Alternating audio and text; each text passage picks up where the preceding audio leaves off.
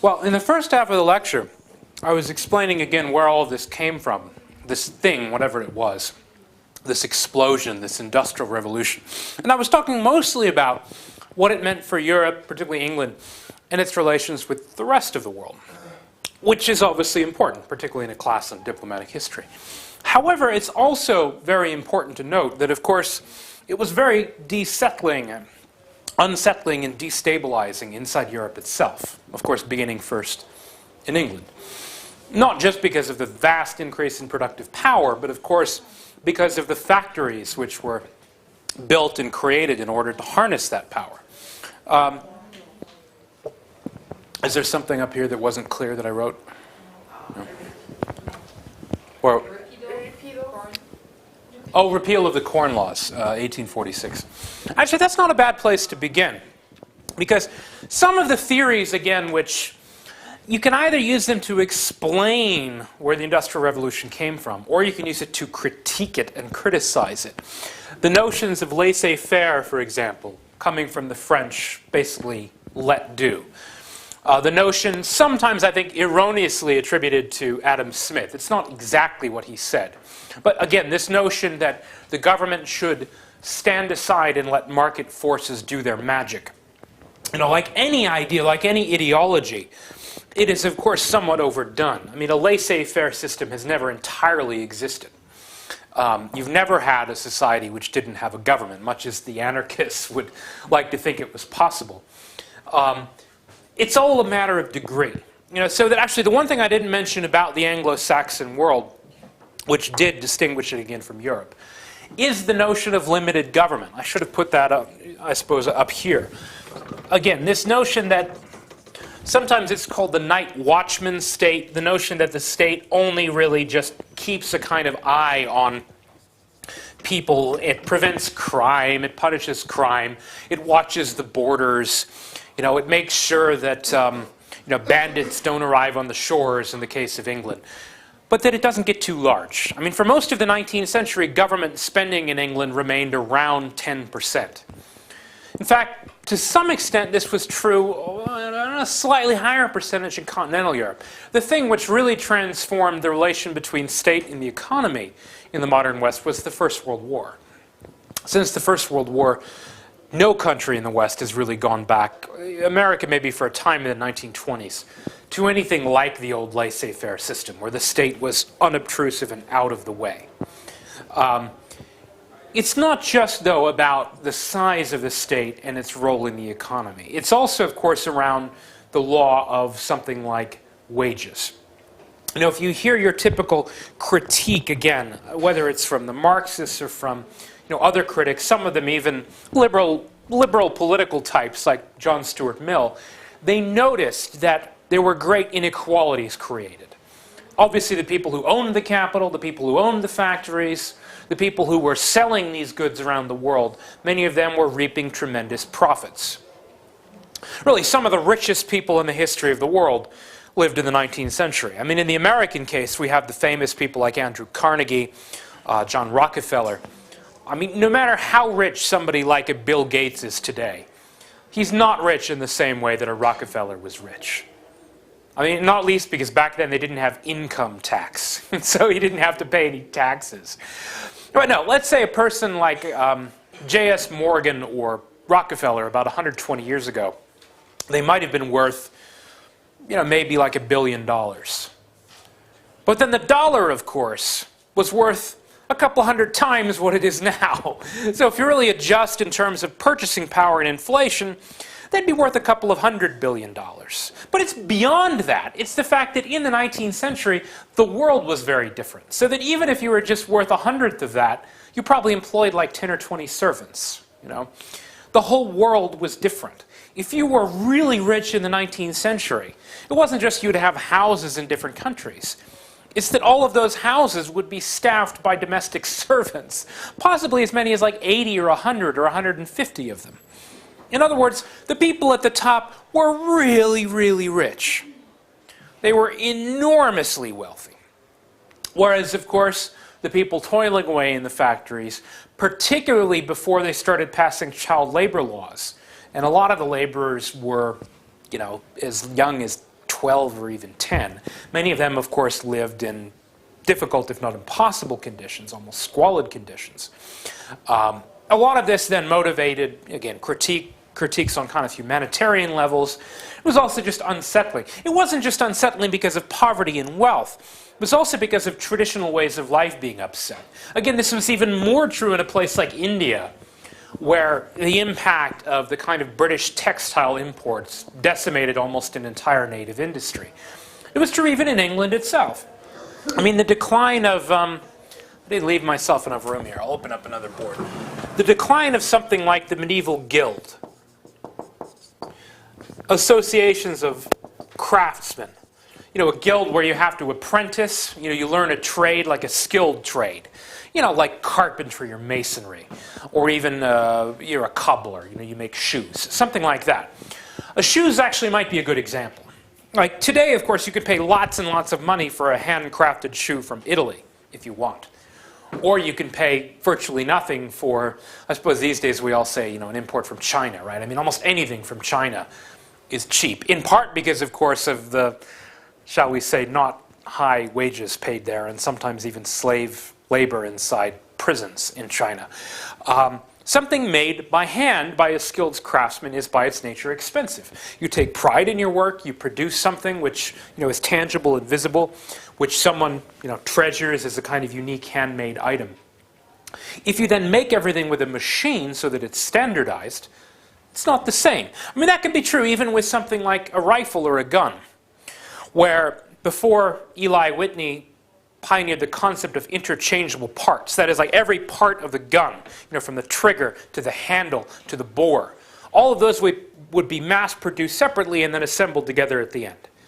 A famous example of this later on would be with Ford and the Model T, the assembly line production of automobiles, where it's not just like some master craftsman, designing a Bugatti or something, but rather it's mass production of each individual part, which are then put together first by people, later by machines. You have whoever it is who controls that original industry, the craft. They're going to have, of course, their markets invaded and eventually possibly destroyed because they're going to be underpriced. So you had massive resistance to some of the new industrialized methods of production. A phenomenon in England that was quite famous, there was a group called the Luddites. Luddite now is kind of shorthand for anyone who resists, technological advance. In their original incarnation, they were craftsmen whose jobs were threatened by, the new factories producing, again, mass-produced versions of what they produced. I don't remember what it was the Luddites produced, but whatever it was, they were obviously being underpriced. So that you had, the old tradition with a master craftsman who has apprentices who spend years learning the trade. All of that now can be upset, again, by mass production. So that some of this, you have the pride of the old workers who do not like the fact that labor is now becoming cheaper and expendable and mass produced.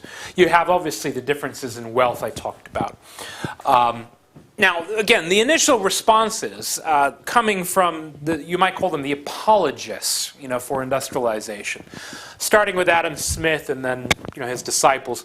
I suppose David Ricardo is in some ways, I think, the most interesting of them.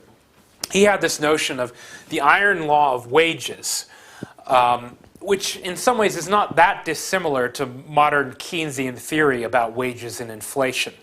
That was the notion that essentially there is some law which has to do with obviously supply and demand and wages, where eventually you're going to get sort of like a downward spiral because you might have too many workers basically doing the same thing because things get standardized. The value of the labor then begins to decline. And there is this inevitable relation between, it's more complicated than that, but between population, wages, production, where Ricardo basically thought you should let, again, the invisible hand of the market settle this, but that it would eventually be very bad for the workers, and potentially, eventually, he said it would even eat into profits too. This is when they called it a gloomy science. Economics, people were very pessimistic. They hadn't realized yet quite how magical it all was. They knew things were changing, but they didn't realize. I think Smith in some ways was a more flexible thinker. Smith looking at things like specialization, what they called comparative advantage.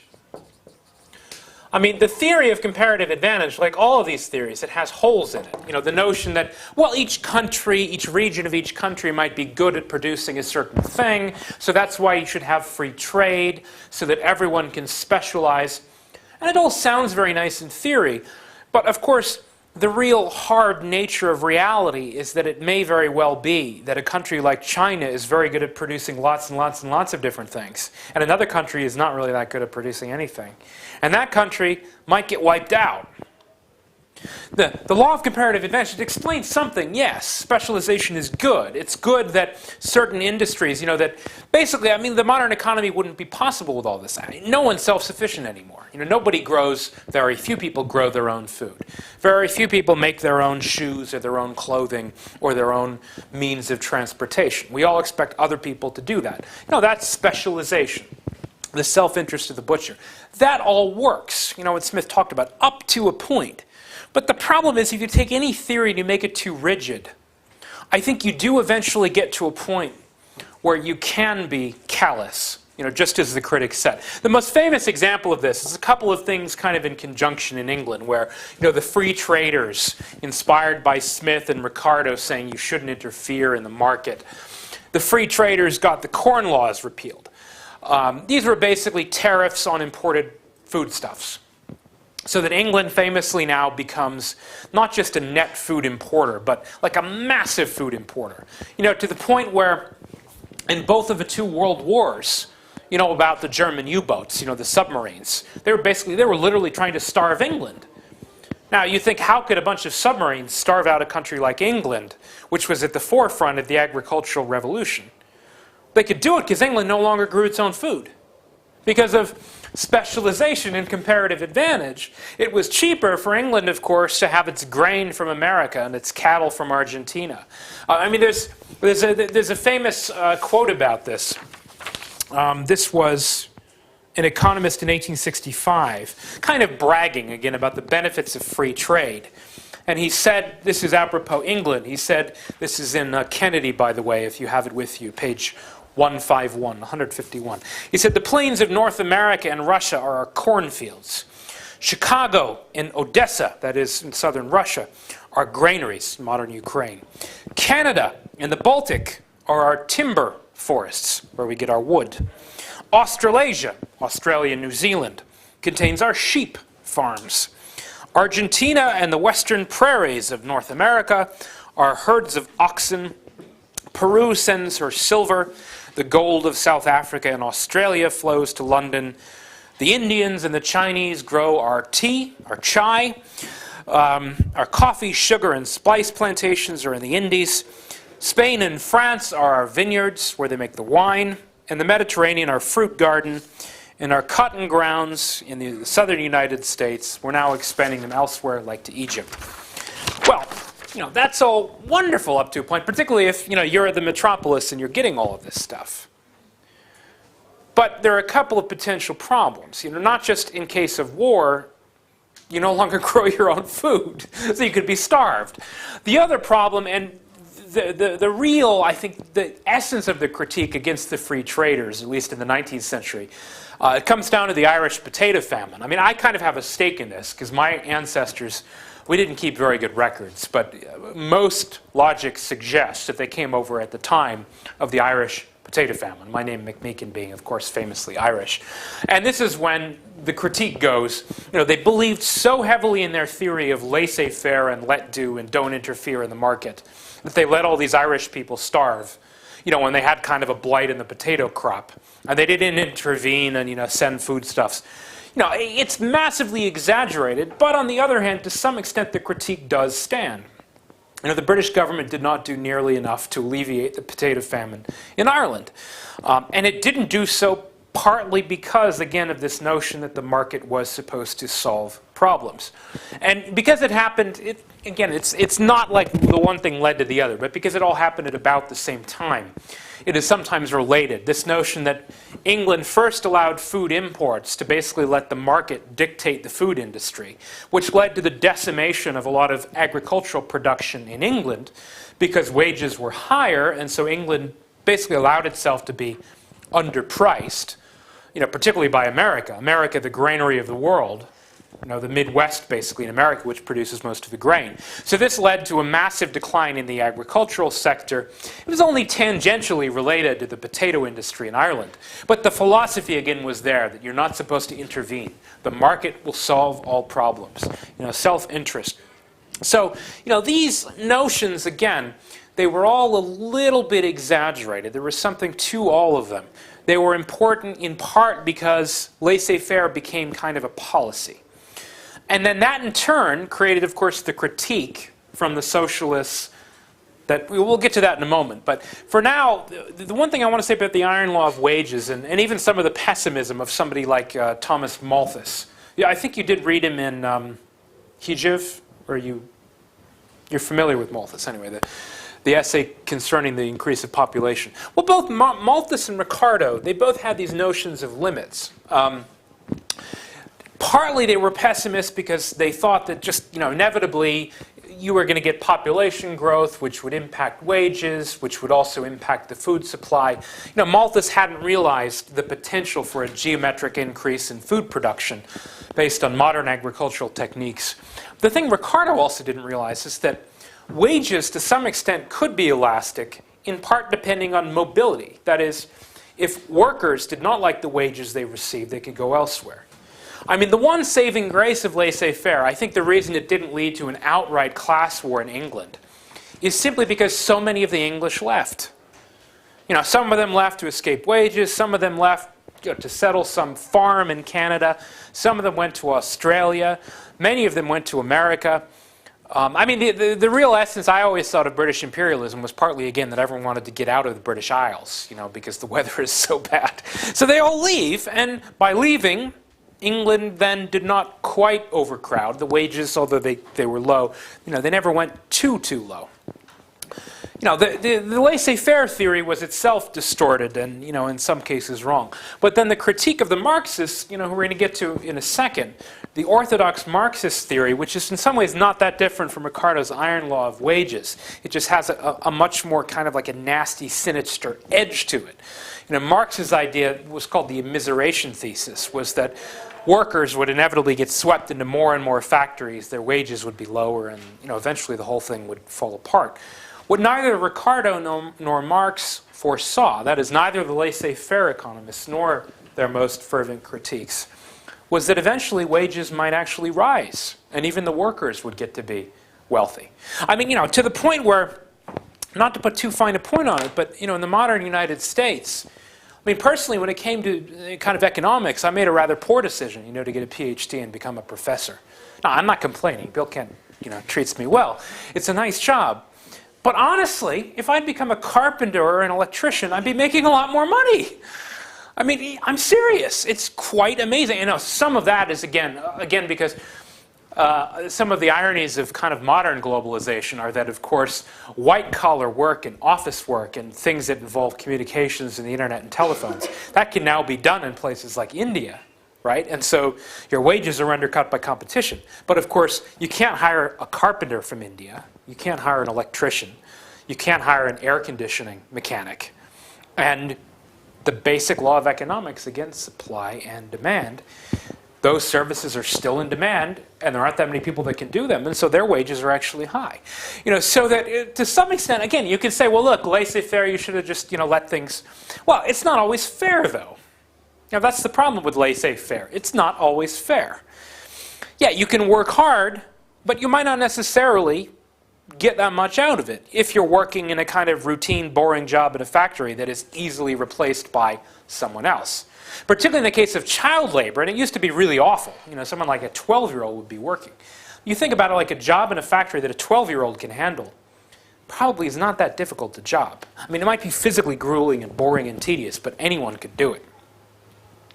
Ultimately, specialization also means talents. You get a separation between the talents, which, again, some of it just could be luck. Maybe you pick a job like, again, a kind of an auto mechanic, which is not that prestigious, let's say 20 years ago. But right now in America, there are a lot of people who would kill to be auto mechanics because you still need auto mechanics, whereas we've learned that people who just know how to enter data on computers are not really needed at all. No one can really predict these things. I mean, I suppose the people who do predict them, they get rich because they can figure out which way the wind is blowing. But anyway, so some of these critiques, the people who notice the inequities, the differences in inequalities of wealth and so on. There's a good overview in your reading of some of the different theories. I mean, I always found Fourier a bit confusing, the notion of these kind of like labor phalanxes. It's a little bit like industrial communes. I mean, you got varieties of this with Roger Owen and Fourier, even Louis Blanc to some extent. There were notions going around. Just the idea was in the air in the early 19th century. That the factories as they existed, as they had kind of developed, through laissez-faire, that is, people just seeking profit. Yeah, they weren't always all that nice. The conditions could be bad. Something like textiles, particularly, they would keep the factories heated. And this was true in the 20th century. And the sweatshops, even in New York City, believe it or not, they used to actually make clothing in New York City instead of just designing it and manipulating zeros on the computer screen. They used to actually build things in New York City. It was always really hot and humid inside, and that's just because it was better for the fabrics, not better for the people working there. Long hours, poor benefits. People began thinking, well, look, maybe we could just design factories better. Maybe you could design a factory where it's surrounded by fresh air, gardens, and parks. The workers will live here. The workers will live there. Company towns. And a lot of people actually do this. Roger Owen actually built factories like this. He wasn't unlike the Frenchies. He was actually, he actually built some of these factories where he would treat the workers better. He would allow them to drink alcohol, but he would encourage them not to drink too much. He would try to be nice and considerate, but also, a little bit of the 19th century Victorian discipline too. Owen was probably a more positive example of this. Fourier, he was just kind of a dreamer. John Stuart Mill, he's a strange example because in every political sense he was a liberal in the 19th century sense of the world. Meaning you were supposed to liberate people so that they could reach their potential. Liberate people from government tyranny and government interference.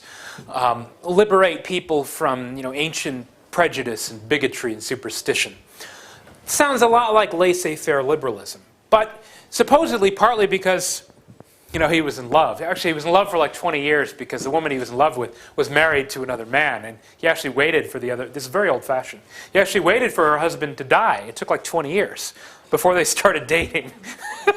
There are all these books published of John Stuart Mill's love letters, and it's amazingly chaste, old-fashioned, modest stuff. It's very sweet, but supposedly this kind of softened him.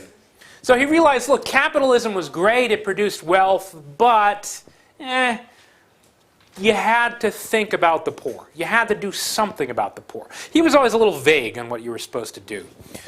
He didn't really fill in the blanks. Later on, oddly enough, it was Bismarck of all people, and we'll talk about Bismarck the week after the break. Bismarck, just essentially by becoming the kind of mastermind of unified Germany, he came up with this notion of almost like a compact between the government and the people. Sort of paternalism, things like accident and old age, pensions and insurance, legislation regarding factory conditions, limiting the number of hours, 10-hour workday, 8-hour workday. Eventually, people came up with very practical solutions to the problems created by, again, the kind of excesses of industrialization. Bismarck and to some extent the English, like Mill, Owen, and even Bentham, they tended to be of a slightly more practical bent. They weren't quite as theoretical as the laissez-faire guys. And they definitely weren't as ideological as the French anarchists and later the German Marxists. They tried, in other words, to kind of figure out practical solutions to the problems. There's actually a great book by an English Marxist. He was actually a Marxist, called E.P. Thompson. It was called The Making of the English Working Class. But in a curious way, Thompson in this book undercut the very idea of Marxism by explaining that the workers themselves had sort of figured out eventually that they wanted to get involved in politics, not to overthrow capitalism, but just to improve their conditions in life, which is eventually the purpose of the English Labour Party, which of course still exists today and wasn't until recently in power. Yeah, they had certain pseudo-Marxist ideas, but basically the English laboring working classes developed a kind of pragmatic approach to the problems. Again, looking at things like regulations of the workplace. Now the Franco-German, what we might call the continental approach, particularly in places like France and later Germany, and then of course famously Russia, was a little bit different. And I think to some extent this does come down to differences in political cultures, but it also comes down, I think, to a certain sense of almost backwardness or jealousy. Like, it's curious at the French. The French are definitely pioneers in politics. You know, I talked about the French Revolution, concepts of left and right, you know, the metric system, all of these highfalutin notions about égalité and fraternité. Interestingly, they also invented two of the key terms that will later be appropriated by the Marxists. The term socialism itself was originally French, and the term proletariat was also French. Both of these emerged, you hear differences in the dates, but they emerged about in the 1830s. These terms, you know, entered the lexicon, which is kind of curious because France in the 1830s was nowhere near an industrialized country. England was starting to become industrialized. France was like 50 years behind. Now, even stranger, when these ideas are then taken up by Marx in his first sort of major work of socialist theory, German Ideology, in 1843, Marx, of course, you know, coming from what would become Germany, Germany was even more backwards. You know, there was almost no modern industry there. In fact, Marx famously had never even seen a factory until he moved to England in the 1850s. But he worked out all of his theories in his head before he had any idea what he was talking about. I suppose that's one way of putting it. So the French, they have, again, some of it is romantic, notions going back to the revolution, notions of protest. You know, notions of kind of like ground-up social protest. There was Gracchus, Babeuf, and his Conspiracy of the Equals in the Revolution. You have these notions, people like Fourier, and later, to some extent, Louis Blanc. There was also a guy called Blanqui. They have their own tradition of, again, political revolution, you know, marching in the streets and all of this. But it's kind of, in some ways, more political than economic.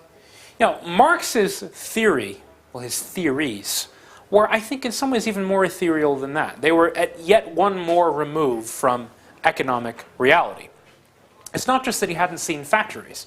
It's that the curious, I think, disconnect in modern Marxism is just how far removed Marx really was from economic life, and at least the conditions of economic life. Where his theories came from, that is. Because Marx, there's a great line. There's a Polish ex-Marxist called Leszek Kolakowski, and he always tried to begin his lectures on Marx with a simple statement. A little bit like, you remember that the French statement, you know, Mesdames et Messieurs, l'Angleterre est une île. England is an island. Okay, so here's how we have to approach Marx. Marx was a German philosopher. He was not an economist. He was not a political economist. He was certainly not an engineer. But he was a German philosopher.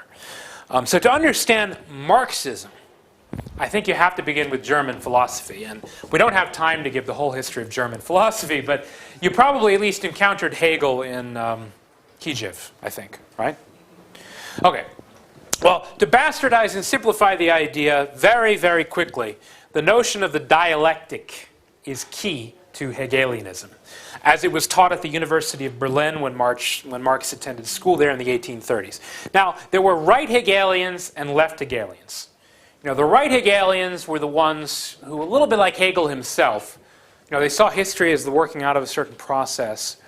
But they were, in some ways, kind of optimistic. You know, they thought things were going in the direction where Hegel himself actually thought the future was in America, like a lot of people did in those days. Other right Hegelians, you know, thought that maybe the Germans would work out something. But that if eventually you would get, you know, a kind of a modern, prosperous state with some sort of a bureaucracy, maybe like the Prussians, maybe industrialization like the English, but there would be certain improvements, and eventually we'd all be living in the same kind of modern society. The left Hegelians, of course, were critics. They took Hegel's idea about this kind of dialectical process in history, and they made it more dramatic. That everything was about these great cataclysms, like the French Revolution. The notion, again, simplified, you have a thesis, then you have an antithesis, and then they go like this, and then you have a synthesis. As Marx, the kind of bastardized Marx interpretation of the French Revolution, it was this kind of class struggle where the aristocracy collided with the monarchy, which then led to the triumph of the bourgeoisie. Right? Class struggle, class warfare. History, though, moves forward. I mean, the Marxists, they took this notion of history and the dialectic really, really seriously. So that a curious thing about old classical Marxists, which is very different from the defanged Marxists, who populate American and Western universities today, is that they were very interested in history. They were interested in military history, economic history, because to them, an event like the Crimean War, you'd have to interpret it. Thesis, antithesis, synthesis. Who was backwards? Who was progressive? So in the Crimean War, I guess the Russians were backwards, and the French and the British were progressive. And the Ottomans are just you just sort of ignore them. It doesn't really work very well, but that's what they try to do. They try to make history fit these categories. So the Franco-Prussian War, Marx actually thought was a good thing.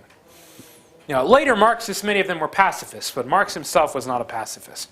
The notion that, okay, so history is kind of this train of things moving forward. There are these energies churning. Class struggle, boom, boom, boom. These new things happen out of cataclysms, out of revolutions. Now, the idea is a little vague, admittedly, in the early days. Now, I talked about how Marx had never seen a factory. My own favorite Marxist line, and I think this is probably the most important of all, if you want to understand Marxist philosophy. This is from the German Ideology in 1843. He said, "A class must be formed which has radical chains." You notice in this, must be formed. That is, it doesn't actually exist yet. Okay? So his notion of the proletariat is not like some physical thing that he's seen with his own eyes, because he hasn't. He's never visited a factory.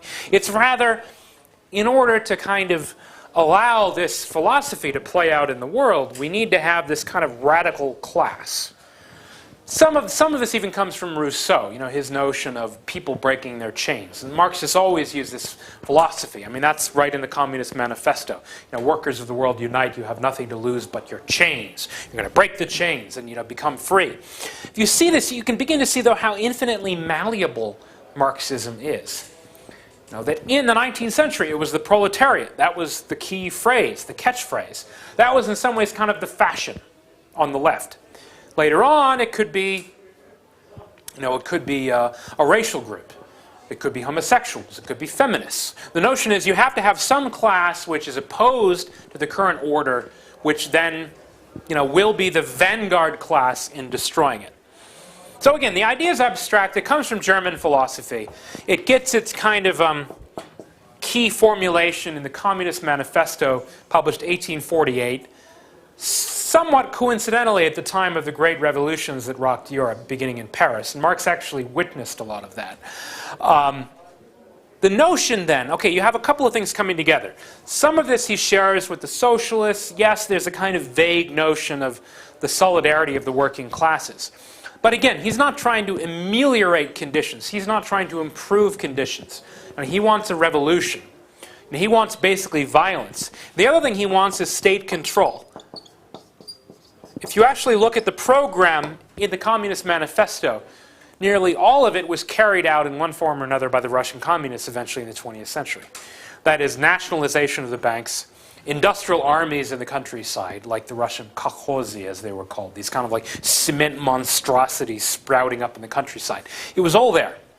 The notion, again, of nationalization of property, the state controlling everything. It's all right there in the Communist Manifesto.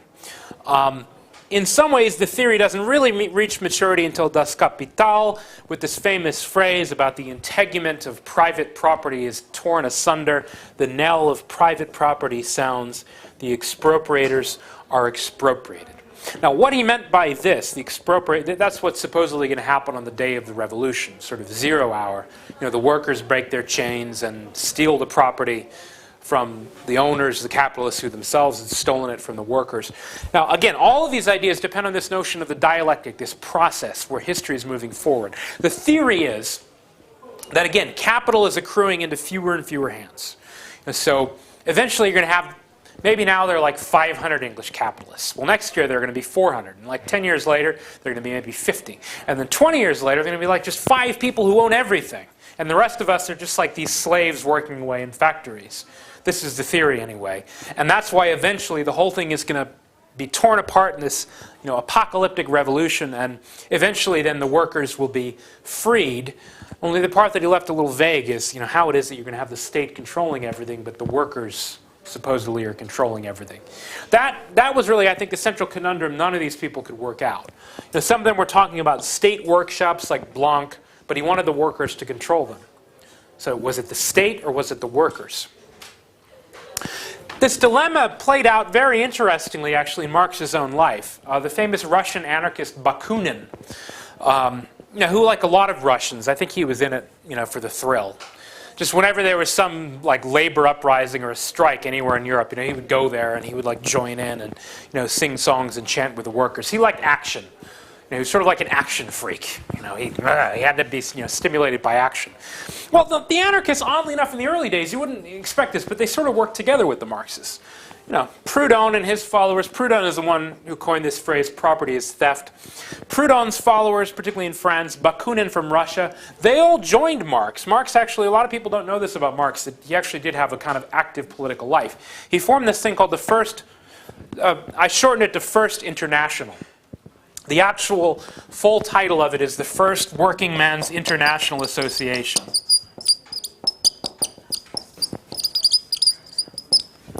And it was explicitly political. People, by joining this, declared that their loyalties were now to this international proletarian class and that they were all dedicated to the overthrow of all existing governments. It's almost like a declaration of treason, basically. People who joined this, and many of them were prosecuted for joining this thing. What's interesting about the First Working Men's International Association, which was formed in 1864, is that there was actually a power struggle between Marx and Bakunin. I mean, you couldn't really design a kind of more dramatic illustration of the dilemmas of the left. The world's most famous anarchist and the leading light of what would become Marxism, Marx himself, they literally fought for control of this organization. Bakunin, somewhat illogically, wanted this international organization to be, well, anarchist. In other words, to have no central authority, which made it rather difficult to organize if you didn't have a central authority.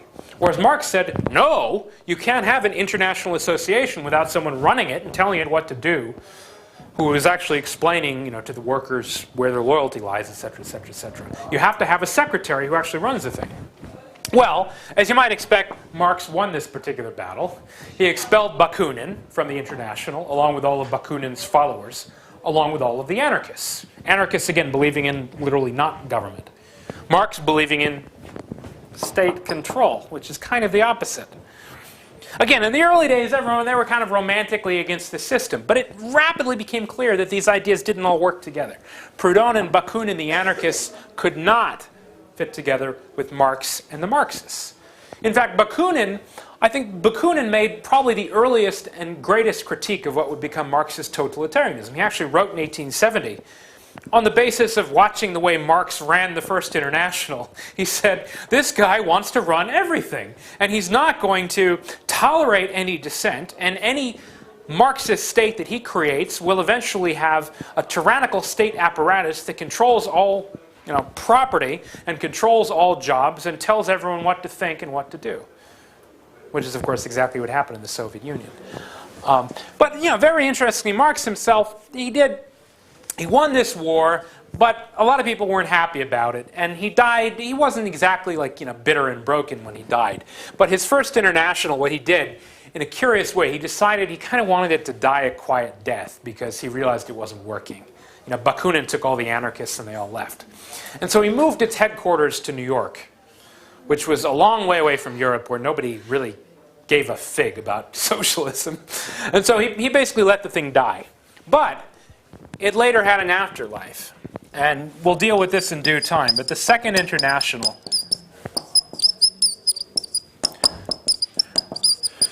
which lasts from 1889 to 1914, this was a lot more successful. In the end, it did fail in its central mission, but it was the Second International which gave us May Day, the 1st of May. Second International gave us, I forget, do you celebrate International Women's Day in Turkey? Kind of, sort of, the 8th of March? You do. Well, that's because you're close to the communist world. But no, I mean, it's a spillover. No, it was originally supposed to be about female proletarian labor solidarity. It was created by Clara Zetkin. But the key idea of both of these internationals, there were two key ideas. One, you have to expel the anarchists because that leads nowhere because they stand for disorder. And the other is that you have to teach the workers, again, the central message of the Communist Manifesto, the central tension created. The idea of May Day itself, which is that workers everywhere in the world are supposed to stop working to remind them that their true brothers are workers in other countries. That is not your fellow Frenchmen, but your fellow workers. That was the key idea, the key test, the key hypothesis, as it were, of Marxism. Whether it was going to work out, well, the world would find out in 1914 whether it was true that the workers of Germany were really the brothers of the workers of France, or whether they were really the brothers of other Germans and other Frenchmen. I think I hear noise outside, so we're probably towards the end of the hour. So I wanted to leave you with that. As far as the exams, yes, the ones who were here last week, if I haven't sent you the exam scores by, I don't know, someone can remind me tonight. If you haven't gotten them by like 8 p.m. or something. Yeah, okay, I promise, by tomorrow morning at the latest. But no, seriously, if you want to remind me tonight, go ahead. And I will try to send them by email because I left them at home, unfortunately. What else? Oh, yes, for after the break, we're not going to have class Friday, as I said. We will watch Master and Commander, the Friday class of the week after the break. As far as the readings, I think we have everything we need for... I think there's something... Does anyone have the syllabus? I just want to double check. I